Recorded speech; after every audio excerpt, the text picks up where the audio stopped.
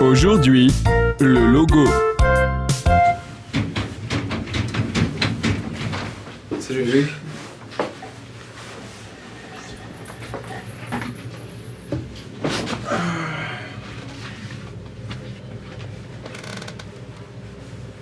Je m'excuse de t'interrompre. Qu'est-ce que tu fais? Bah je fais le logo de l'émission que tu m'as demandé. Ok. Donc on continue à travailler ensemble? Bah oui, pourquoi? Bah parce que j'ai pas très l'impression qu'on travaille ensemble, là. T'as mis un pantalon. Ah ouais, non, tiens-moi le logo. Non, mais y a pas de souci, hein. C'est juste que parce que j'avais dû sortir pour m'acheter des croissants aux amandes pour le goûter. Mais moi j'y non, vais mais- sans pantalon. Oui, non, mais excuse-moi. Je veux dire, la boulangère elle est au courant. Hein. Non, mais c'est le novembre et moi, c'est après, ça me donne de l'urticaire, le froid. D'accord. Bon, t'as travaillé sur le pilote? Ouais, bah là, le truc, c'est que je pense que. Enfin, j'essaie de faire ça avec sérieux, tu me connais, mais j'ai pas eu le temps encore de le faire. Et J'ai confiance en toi. Le seul truc c'est garder la ligne directrice.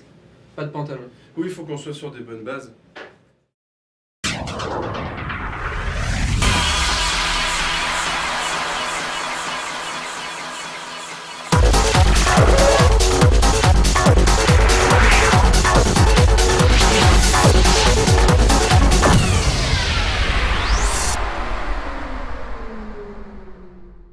Mesdames et messieurs, bienvenue dans 101%. 101%, c'est une émission de la joie, de la fête et du pourcent. Bon, allez, aujourd'hui, comme chaque mardi, nous aurons une superbe interview du producteur du jeu de Final Fantasy Crystal Chronicle, qui est la suite évidente du même jeu sur GameCube. J'ai failli me tromper, ouais, c'est pas de la Dreamcast, c'est rien d'autre. Alors, GameCube, donc, on disait. Ensuite, on aura le fameux temps perdu du fameux aussi Nicolas Robin, sans oublier notre ami Pierrot, qui nous présentera un superbe rétro and magic sur quoi? Et bien sûr Star Wars. Alors peut-être qu'on verra ce fameux épisode, sûrement même le connaissant, sur CD-ROM à l'époque qui était sorti de LucasArts. On verra ça. Tout de suite les news évidemment. Hein.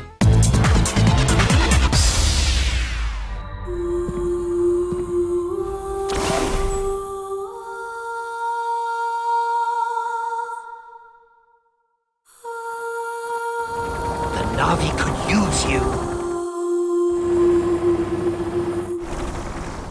En attendant la sortie d'Avatar le film le 16 décembre prochain, voici les dernières images d'Avatar le jeu qui sortira le 3 décembre sur toutes les consoles. Adapté de l'œuvre de James Cameron, génial réalisateur de Terminator 2, Abyss ou encore Titanic, ce jeu d'action a été réalisé au sein des studios d'Ubisoft Montréal. Ce nouveau montage présente la façon dont les Na'vi seront amenés à combattre sur Pandora.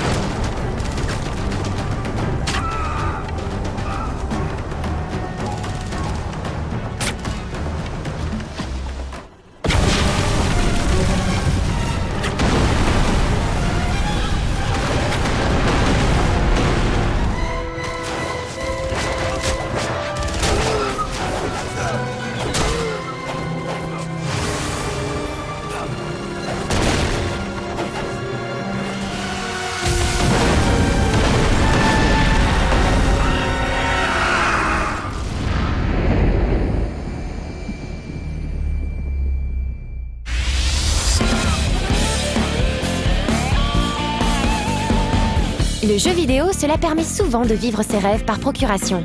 Certains joueurs souhaitent ainsi être des sportifs accomplis, d'autres préfèrent partir à l'aventure dans des mondes fantastiques. Et à en croire la sortie début 2010 de Reganroll, il y en a même qui rêvent d'être camionneurs. Bah ouais, les trajets de 25 heures pour se rendre en Hongrie livrés du polystyrène, les longues nuits d'hiver passées à dormir dans son véhicule sur les aires d'autoroute, les posters de filles nues vulgaires si possible. Bref, le fantasme de tous, quoi.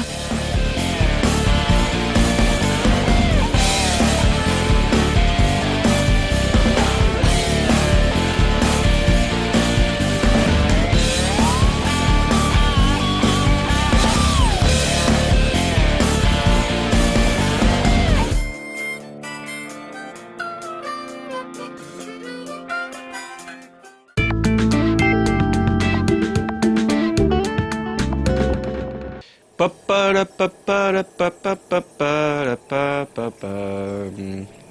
Ça va être très dur, hein. On s'ennuie un petit peu. Sur ce plateau, il n'y a aucune ambiance, il n'y a rien du tout. J'espère que vous avez aimé les news. Parce que maintenant, on voit la fameuse interview de monsieur le producteur, qui a aussi produit Final Fantasy XII, figurez-vous. Et voilà, et donc c'est un jeu qui fait débat au sein de la rédaction, paraît-il. Les gens trouvent ça forcément formidable. Final Fantasy Chronicle, Crystal Chronicle, et non pas Final Fantasy XII, parce que ça, c'est tout le monde adore, je crois. Hein. Ah, il y a du débat aussi, hein. Ah, il y a du débat. De toute façon, il y a débat surtout avec les geeks, donc ça c'est cool, au moins on n'est pas perdu. Donc maintenant, on va voir l'autre là qui va nous parler de son jeu. À plus tard.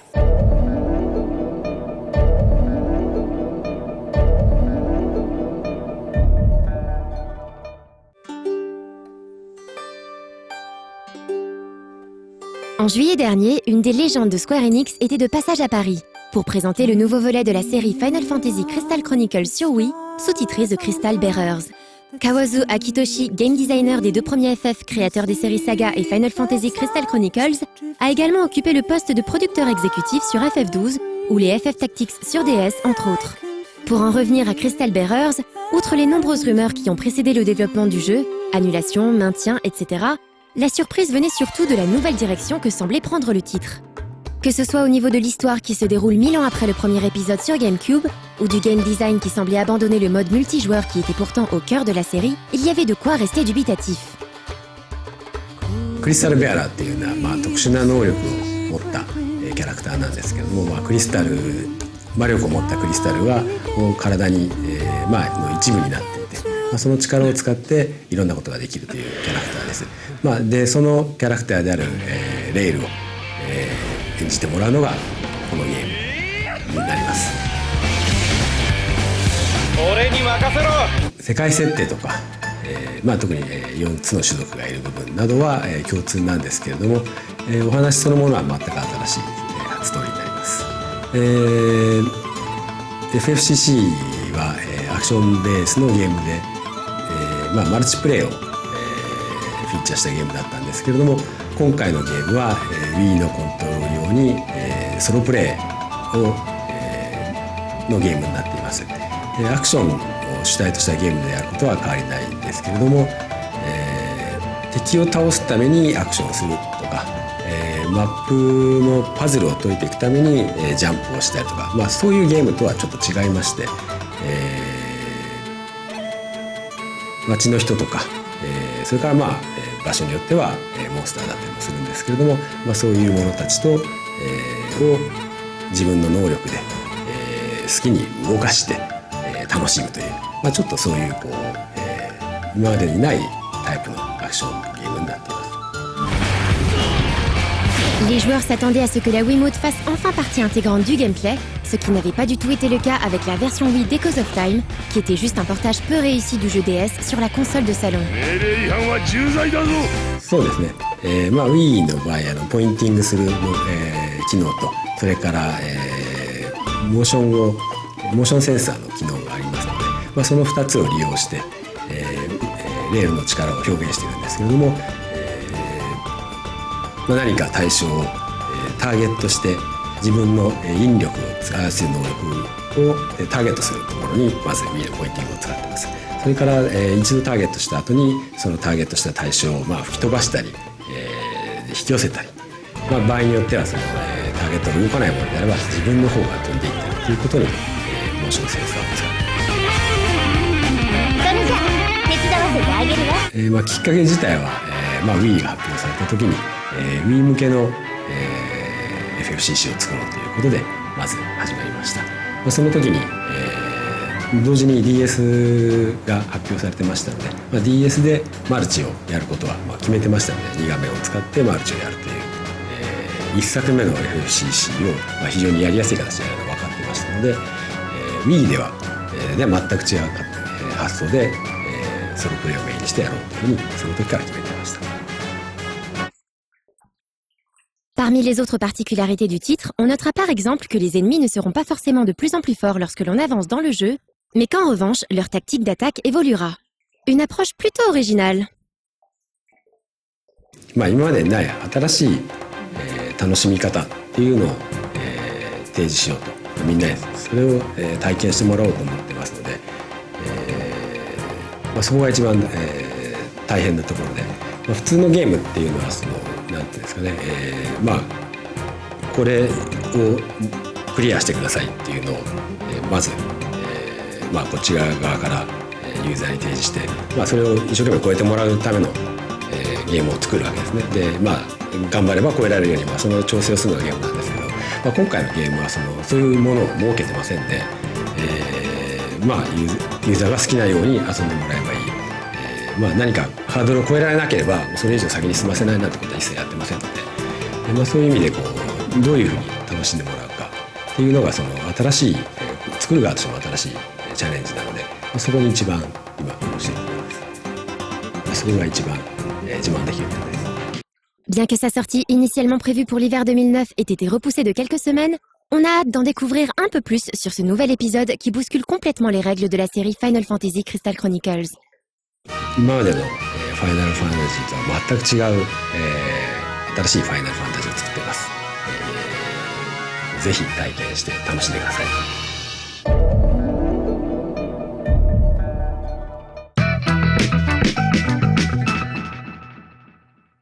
Alex, t'as vu, c'est incroyable, les gens ont adoré perdre leur temps sur cette histoire de fondue enchaînée magistrale d'un autre ami 2001 de l'Odyssée de l'espace. Tu me disais, ils ont gardé la faute sur la version Ouais, Blu-ray. sur la version Blu-ray, c'est exactement la même chose. Donc c'est très drôle. En tout cas, ça fait plaisir de voir que vous aimez perdre votre temps comme des vrais geeks que vous êtes. Alors moi, je vous propose un truc, c'est que maintenant, vous allez vous renseigner sur la règle des 180 degrés. On en parlera peut-être un autre jour, parce qu'il y a des super exemples de films où on croit que c'est pour de rire, mais en fait c'est pour de vrai et que c'est bien, alors que ça pourrait être nul. Donc on ne sait pas pourquoi, parfois quand c'est bafoué les règles, c'est bien. On se demande. En attendant, donc une fois que vous aurez perdu votre temps, mais vous le perdrez plus tard, car maintenant c'est le temps perdu de Nicolas Robin, et on y va.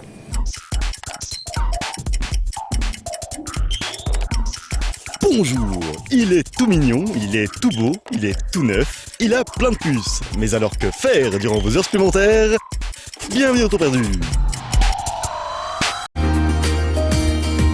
Je ne sais pas comment cela se passe pour vous, mais moi, l'hiver, le changement d'heure, la nuit qui tombe à 3h de l'après-midi, enfin bref, ce genre de choses, ça me fatigue. Et la fatigue, ça m'énerve. Mais je vous rassure, il y a plein d'autres trucs qui m'énervent. Par exemple, au hasard, les chats. Et que je te saute sur la tronche à 4h du mat, et que je te pose un étron tout rond au milieu de la salle de bain, et que je te monte sur la jambe toute griffe dehors, et dire qu'on voudrait nous faire croire que les chats c'est tout mignon. Comme dans Drifting Afternoon de Ferry Halim. Vous croyez sincèrement que cette vilaine bestiole peut sauter sur des ballons comme ça sans les crever? Non mais on prend vraiment les gens pour des jambons. Chris Underwood l'a bien compris lui. Dans son Adventurous Eric, il décrit parfaitement la vie de cette sale engeance. Ça se lève, ça saute sur des trucs, ça ne peut pas s'empêcher d'aller embêter les pauvres animaux du jardin. C'est sûr que cela aurait détonné avec le style over kawaii du jeu. Mais s'il n'en tenait qu'à moi, la voiture, j'aurais fait autre chose avec. Bah oui, j'aurais klaxonné bien fort pour le réveiller le matou. Non mais de toute façon, comme disait ma mère, les chats c'est comme les enfants, c'est bien chez les autres. Mais c'est vrai, il y en a un peu marre quand même. On va pas se laisser ennuyer par tous ces trucs, tous ces gens. Et après tout, je ne vois pas pourquoi on ne pourrait pas nous aussi faire embêter les autres. D'ailleurs, pour cela, je vous conseille vivement d'essayer Wake Up the Box. Regardez, la petite boîte là. Elle veut dormir. Eh bien, notre but, c'est de l'en empêcher en la faisant tomber. Cool, non? Ah, on va bien le faire on va bien la réveiller. Mais bon, quoi que nous fassions, nous ne serons jamais réellement tranquilles, et il y aura toujours des gens pour vouloir nous faire bouger, travailler, ou même pire, réfléchir. Un peu comme les développeurs de Ninja Doodle. Sous ces faux airs de petits jeux sympathiques, leur Clickplay 2 est en fait un véritable casse-tête qui fait mal à la tête. Et oui, ne vous laissez pas tromper par ce petit moment de plaisir où vous pourrez broyer du kawaii. Tout le reste ne cherche qu'à muscler vos neurones. Et moi, je vous le dis, mes neurones sont bien là où ils sont. J'en réclame le droit à la bêtise. Si je préfère jouer à des jeux de guerre modernes 2 comme un bon vieux décérébré, ça me regarde. Mais bon, le principal reste quand même de ne pas oublier que pour gagner plus, jouer plus.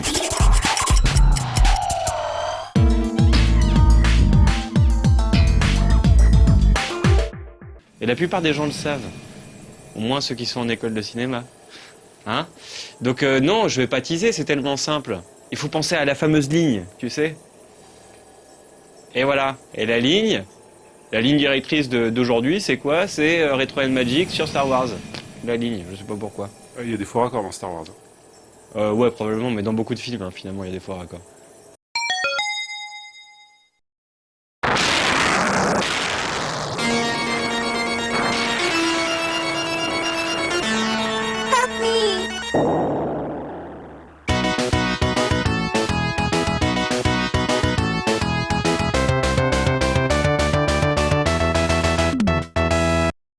Lorsque George Lucas fonde Lucasfilm Games en 1982, il impose à ses équipes de ne pas réaliser d'adaptation de la licence Star Wars, leur demandant de privilégier la création d'univers originaux. Cette consigne fut respectée jusqu'en 1991, où le studio allait réaliser sa première adaptation de Star Wars sur NES.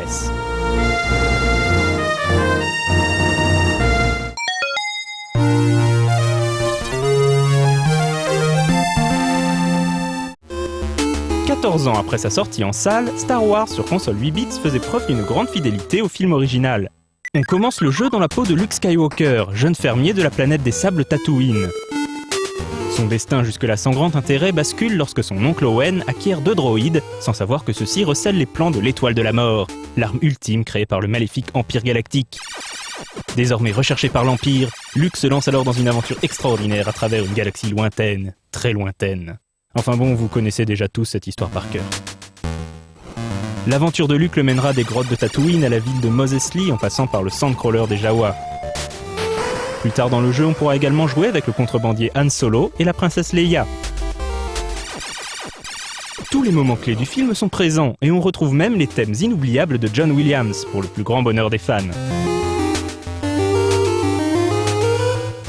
Le succès sera au rendez-vous et le jeu sera porté sur Game Boy, Master System et Game Gear.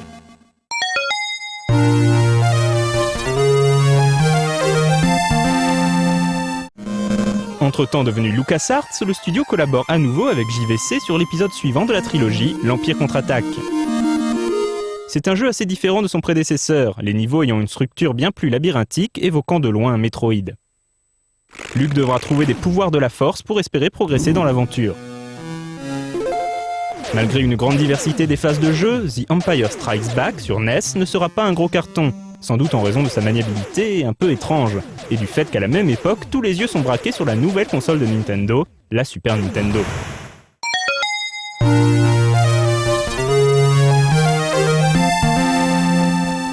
LucasArts et JVC ne ratent pas le coche, et proposent la même année Super Star Wars sur la 16 bits de Nintendo.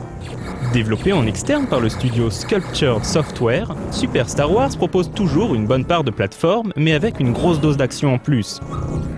Par rapport à la version NES, la faune et la flore de Tatooine est devenue carrément plus hostile.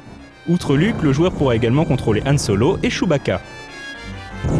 Pas transcendant graphiquement, mais exploitant comme il se doit le fameux mode 7 pour des séquences de pilotage de vaisseau, le jeu a surtout marqué les esprits à cause de son niveau de difficulté assez élevé. Il faut dire que les scènes de défouraillage étaient déjà intenses, mais les séquences de plateforme étaient quant à elles pour le moins crispantes.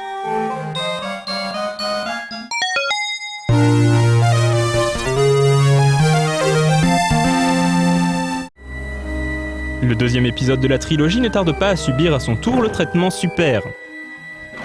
La formule n'a quasiment pas changé par rapport à Super Star Wars, on avance, on tire sur tout ce qui bouge car forcément hostile, et parfois on doit franchir quelques scènes de plateforme pas franchement évidentes.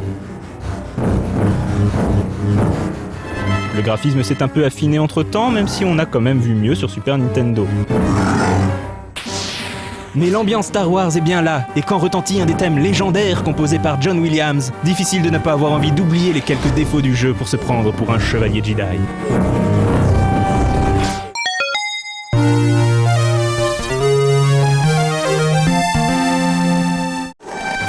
Contrairement à la NES, la Super NES aura droit au troisième et dernier épisode de la trilogie, Super Return of the Jedi.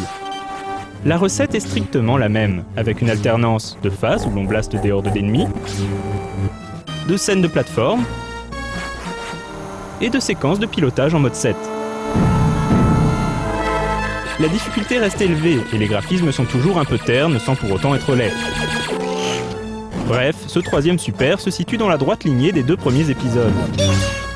En plus de Luke, Chewie et Han Solo, le jeu propose aux joueurs d'incarner la princesse Leia ainsi que Wicket l'Ewok.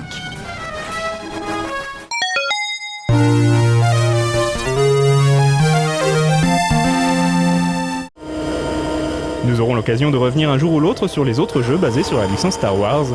D'ici là, que la force soit avec vous.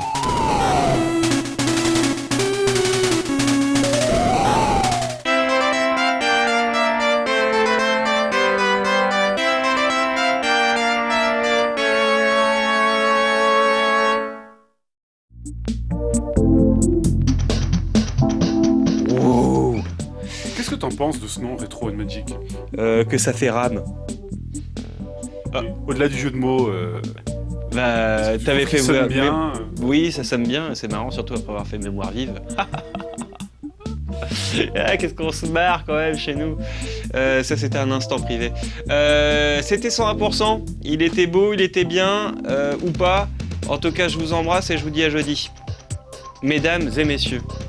Alors, la nouvelle règle à No Life, on essaie de limiter les ou pas. Ah, ou pas, alors pas ou. Parce qu'il y a Keck sur son blog, il a dit que c'était devenu ringard. C'est vrai que c'est ringard. C'est comme ça bute.